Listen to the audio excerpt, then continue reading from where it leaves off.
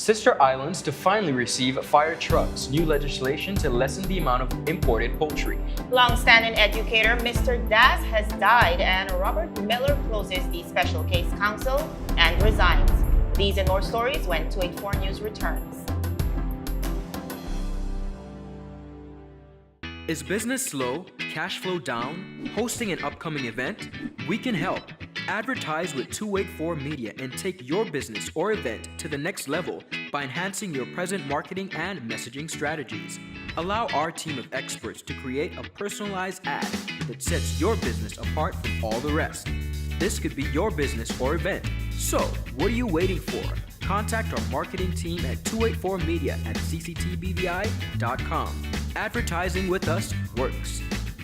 Welcome everybody, it's Friday, May 30th, 2019. I'm Ron Grant. And I'm Javon Wilson. Topping our newscast today, in another bold and daunting move, Premier Foy has announced that his government will be making provisions for new legislation that would significantly lessen the amount of poultry imported into the territory on a monthly basis. This, Premier Foy said, is a part of a greater initiative to benefit local farmers in aim of boosting the agricultural industry in the Virgin Islands. Foy, who quoted no actual figures, hypothetically speaking, said, "We will be changing the legislation to say that if the country is accustomed to importing 40,000 pounds of poultry, for example, and we are able to now guarantee with our local entrepreneurs in this area 10,000 pounds a month, then we will put a cap on the amount that is only going to allow about 30,000 pounds because the other 10,000 must be consumed locally." He added that his government will be providing incentives to existing farmers to begin this process, adding that these farmers must meet certain requirements. Agriculture in the Virgin Islands for a long time has been on the decline, and for various reasons. Many farmers have cited a lack of support from government, and with the hurricanes of 2017, the industry endured an even greater loss. While this may seem like a way to garner support for local farmers, a few observations come to mind when analyzing the Premier's stance. Firstly, Premier Foy's announcement comes again before consulting or holding any public meetings with the community or industry stakeholders. Secondly, there is no such thing as a local chicken unless one is speaking about free-range chicken.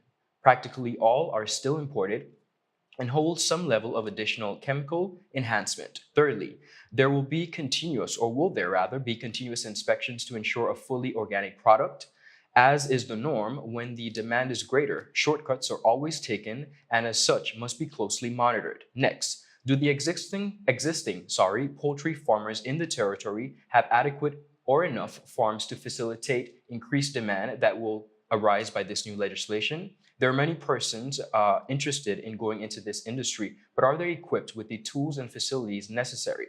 And lastly, if the people simply like eating imported chicken, why can't they continue to do so? Imported chicken is a lot cheaper than local chicken. So should they be forced, or should the consumer be forced to pay more than they are expected to? Inquiring minds would love to know. Well, this is a tricky one for me. I personally believe the agriculture industry has been on the decline because it lacked the necessary legislation that was necessary to put certain measures in place. Also, in other countries, the agricultural industry is subsidized by the government, which works out for the benefit of the people. But we have to take into consideration also the health factor. We do not want to continue to import goods that we can grow right in the British Virgin Islands and by default provide many opportunities for the local farmers. There's a host of farmers in the BVI that want the opportunity to get back into business, and hopefully we can strike a really good balance between the government, the people, and the farmers. We'll see what becomes of it. Wonderful. The sister islands continue to receive the much needed attention they deserve after years of continuous petitioning for essentials that every functional island needs. One of those basic needs was that of a functioning fire truck. The residents were infuriated by the fact that the sister islands, specifically Virgin Gorda, their fire department did not have a single fire truck to respond in times of disasters had the need arise. That is, however, about to change because the Ministry of Communications and Works, of course, they would have purchased 5 new trucks that will now aim to resolve the issue. We caught up with the Permanent Secretary, Jeremy Hodge, the Permanent Secretary, of course, at the Ministry of Communications and Works. Listening. Jeremy Hodge, Acting Permanent Secretary in the Ministry of Transportation, Works and Utilities. The ministry has been able to acquire 5 brand new fire trucks for the Virgin Islands Fire and Rescue Department. We have a 6th one on the way. That one will be a fire tender, a much larger truck that will be stationed at the headquarters in Road Town. The 5 brand new fire trucks I just mentioned to be one for is destined for Anegada, Virgin Gorda, and Jost Van Dyke. The balance 2 will serve to reopen the substation East End and the one in West End.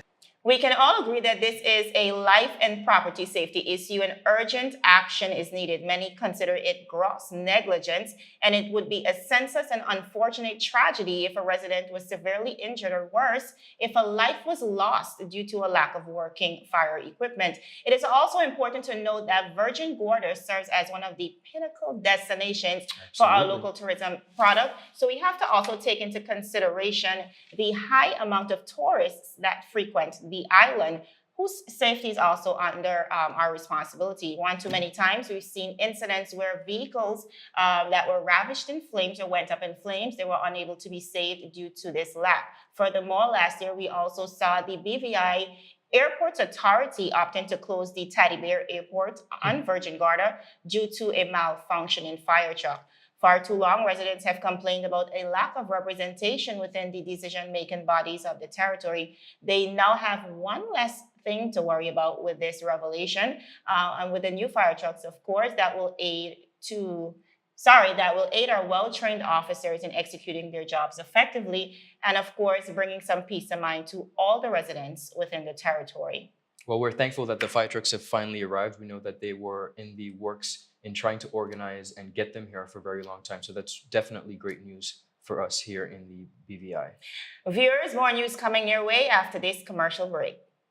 Get online today with CCT Go Fast LTE. Simply select from any one of our Go Fast LTE plan options. Each plan offers unlimited wireless residential internet and are priced to suit your budget and required data speed. Stop by any one of our locations and speak with one of our representatives. And get online with Go Fast LTE, the BVI's preferred choice for reliability, speed, and affordability. CCT Life Unlimited.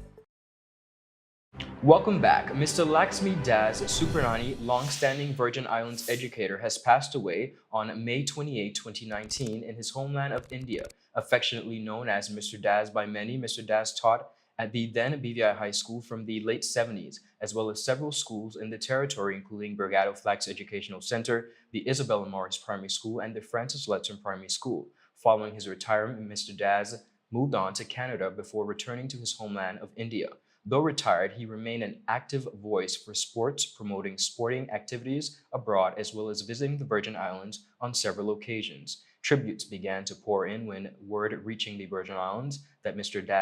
Das has passed. He is credited for having a significant impact on the lives of many Virgin Islands athletes. Among those paying tribute was the Minister of Education and Culture, Dr. the Honorable Natalio D. Wheatley, who in a Facebook post said, "My sincere condolences to the family and friends of Mr. Das, who taught in the BVI for decades. May his soul rest in peace." Mr. Das was cremated on Wednesday, May 29, 2019 in India. He will be remembered for his wit and sense of humor. He always knew how to cheer his students up. And definitely, I've heard some great sentiments Yes. from the students. Of course, all great compliments from Mr. Das. So may his soul rest in peace, and may his family and friends be comforted in this sad time. On the international scene, Robert Muller hired to lead in the investigation of Russia's alleged relationship with U.S. President Donald Trump and their possible interference with the last election process finally broke his silence after 2 long years. His voice was firm and his words were carefully chosen to put the onus firmly on Congress to decide whether to impeach Donald Trump on charges of obstruction of justice. Being far more than direct, his report made extensive references to the Department of Justice's guidelines about indicting a sitting president, which says that a president cannot be indicted for a federal charge while he is still in office. He further stated that it was also impossible to indict under seal, which could be unveiled after Trump left office. Which makes us wonder, why even bother to carry out an investigation at all if these were the circumstances? The Mueller report was an investigation of Russians' interference in the 2016 United States elections and suspicious links between Trump's associates and Russian officials. A total of 34 individuals were indicted, 8 of whom pled guilty to or was convicted of felonies, including 5 of Trump's associates and campaign officials. Overall, the report concluded 2 forms of Russian interference that would have concurred and violated U.S. criminal law. Firstly, the IRA's social media campaign supported Trump's presidential candidacy while attacking the Clintons. It also proved that Russian intelligence hacked and released damaging material from the Clinton campaign and various Democratic Party organizations. The investigation identified, and I quote, numerous links between the Russian government and the Trump campaign and determined that the Trump campaign expected it would benefit electorally from the Russian hacking efforts. However, ultimately, the investigation did not establish that members of the Trump campaign conspired or coordinated the Russian government in its election interference activities. On May 29th, we saw Mueller announcing that he's also resigning from the Department of Justice and that the Special Counsel's office was being closed, while at the same time maintaining that Russia interfered in the 2016 U.S. presidential election, and in hopes, of course, that the U.S. forces will still pursue charges against the sitting U.S. president, hinting as well that the investigation should now be picked up or will now be picked up by Congress.